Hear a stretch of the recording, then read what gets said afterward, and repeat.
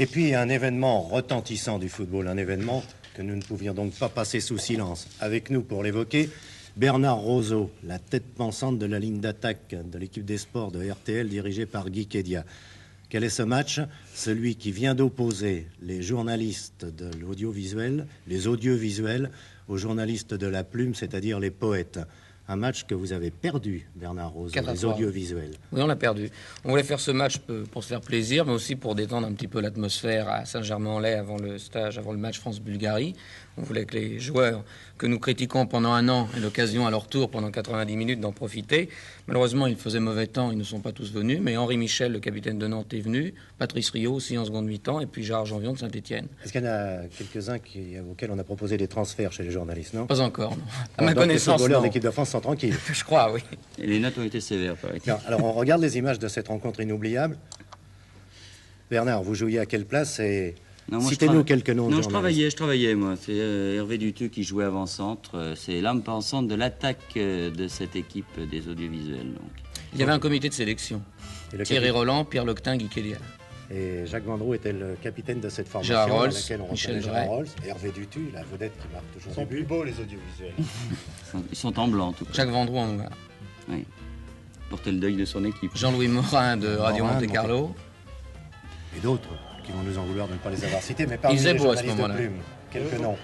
Robert Nataf, je crois, c'était le capitaine de l'équipe de la presse écrite. En deuxième mi-temps de François, il y avait Drey qui nous a marqué 2 buts, je crois.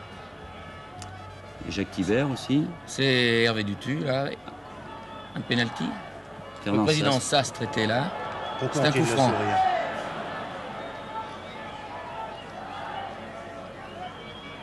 Il y a de la tenue quand même. Évidemment, il n'y a pas tellement de spectateurs, nos enfants. Jean-Louis Morin. Zabel, RTL. 3 représentants d'RTL dans cette équipe, avec Bourdin également. La France Inter avait du beau monde aussi. Duteux qui a pris beaucoup de coups devant un but, là.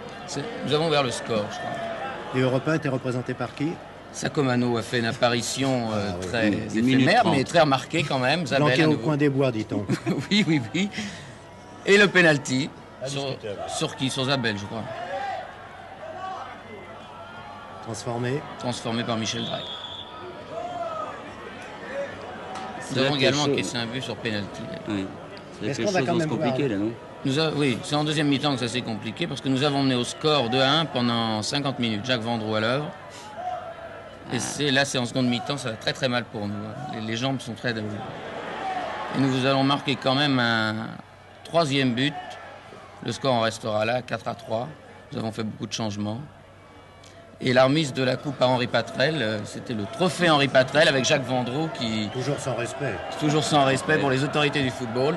Il faut dire que Michel Hidalgo a très bien arbitré ce match parce que c'est la première fois qu'un match entre journalistes ne dégénère pas. Alors coup de chapeau à Michel Hidalgo en tant qu'arbitre. Bien, merci Bernard. Nous vous reverrons dans d'aussi grandes circonstances. Il y a un grand calendrier prévu. En Argentine. Oui, on pourrait très bien faire la revanche le 25 juin à Buenos Aires, la veille de la finale, qui pourrait être par exemple France contre Allemagne de l'Ouest ou France-Brésil. Et vous ne croyez pas que ça risque de faire concurrence avec les matchs de Coupe du Monde, non? Pour les Non, je pense pas. Sincèrement, non.